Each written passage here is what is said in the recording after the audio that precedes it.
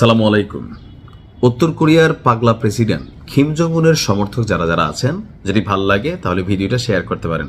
Kim Jong উনরে দেখেন আমি ভিন্ন একটা কারণে পছন্দ করি। একবার উত্তর কোরিয়াতে হইল কি, যেহেতু আমি দক্ষিণ কোরিয়া দীর্ঘদিন ছিলাম, সো কোরিয়ান ভাষায় উত্তর কোরিয়াতে বলা হয় পোকখান, আর আমরা দক্ষিণ কোরিয়াতে যারা থাকি এটা বলা হয় দেহান মিনগুক। অতীতে একই মা ছিল, কিন্তু মার্কিন যুক্তরাষ্ট্র, জাপান এবং পশ্চিমাদের গুটিবাজির কারণে দুইটা রাষ্ট্রে পরিণত হয়েছে।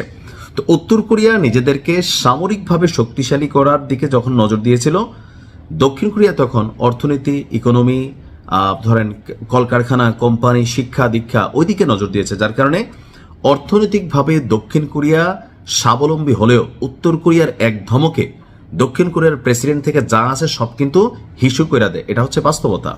আর আজকের দিনে উত্তর কোরিয়া নিজেদেরকে এতটা শক্তিশালী করেছে যে খুব মার্কিন যুক্তরাষ্ট্রে গিয়ে সরাসরি আঘাত আনতে পারে এমন মিসাইল, পারমাণবিক সক্ষমতার সর্বশীর্ষে উঠেছে। তো কিমের গল্পটা বলি, তারপরে বলি আমাদের মূল আলোচনা কি মারছে। অপেক্ষায় থাকেন। তো একবার উত্তর কোরিয়াতে ফসলের ফলন কম হয়েছে। কেন কম হলো? ইনভেস্টিগেশন রিপোর্ট দেখলাম। উত্তর কোরিয়ার প্রেসিডেন্ট কিম জং উন আপনার সেখানে পরিদর্শন করতে গিয়ে দেখছে যে ফসলের মধ্যে কীটনাশক, পোকামাকড় বেশি ছিল এবং কি বন্যার পানিও ছিল। তো কীটনাশক কেন দেওয়া হলো না সময় মতো? তো সে করছে কি, যত সরকারি কৃষি কর্মকর্তা আছে সবগুলারে খেতে নামাই দিছে, যা তোরা এখন বৈশা বৈশা কীটনাশক স্প্রে করবি, তারপরে ফিরবি, নয়তো ডাইরেক্ট ফাঁসি।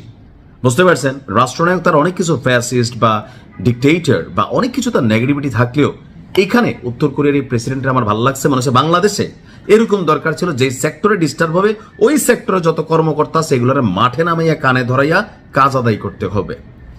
দেশের ভিতরে যেমন এরকম শক্ত, বিদেশেও কিন্তু ঠিক এরকমই শক্ত। উত্তর কোরিয়াকে মোটামুটি আপনার প্রক্সিগতভাবে নানান হুমকি থামকি দেওয়া হচ্ছে। উত্তর কোরিয়ার প্রেসিডেন্ট কিম জং উন বলছিল দেবো নাকি একটা মাইরা। তো দিন শেষে একটা মাইরের এর আকাশ উঠতেছে, গন্তব্য যে কোথায় বলা যায় না। হইতে পারে যে পাশের দেশ দক্ষিণ কোরিয়া, জাপান, অথবা মার্কিন যুক্তরাষ্ট্র, অথবা যে কোনো সমুদ্র সীমা, অথবা ইসরায়েল।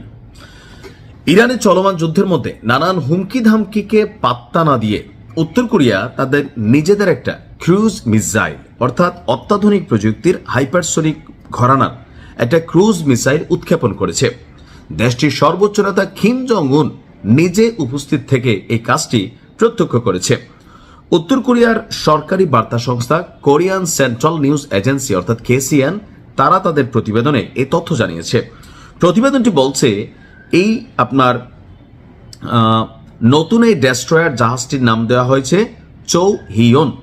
500 টন ওজনের এই জাহাজটি তৈরি করেছে উত্তর কোরিয়ার বাহিনী, আর সেই জাহাজ থেকে শুধুমাত্র ক্ষেপণাস্ত্র নিক্ষেপ করা হবে। উত্তর কোরিয়ার পশ্চিম উপকূলে ডেস্ট্রয়ার জাহাজ থেকে এই ক্ষেপণাস্ত্রটিকে উৎক্ষেপণ করা হয়। জাহাজটি উদ্বোধনীয় যাত্রা শুরু করেছে দেশটির নম্পো শিপইয়ার্ড থেকে। সেখানে উপস্থিত ছিল কিম জং উন। কিম বলছে পানির নিচে এবং পানির উপর থেকে সমান তালে আঘাত করার মতন সক্ষমতা আমাদের নৌবাহিনী অর্জন করেছে।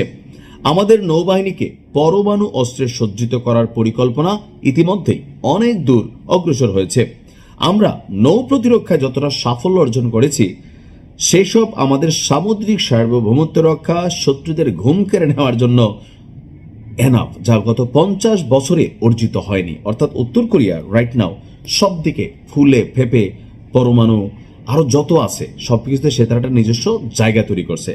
এখন এই ক্ষেপণাস্ত্র এখন এটা আকাশে ঘূর্ণীয়মান, এটার লক্ষ্য কোথায়? আমরা চাই জায়গা মতো হোক। হ্যাঁ, কিম জং রে ভাল লাগে আমার। ভালো থাকুন, বেস্ট অফ লাক। আসসালামু আলাইকুম।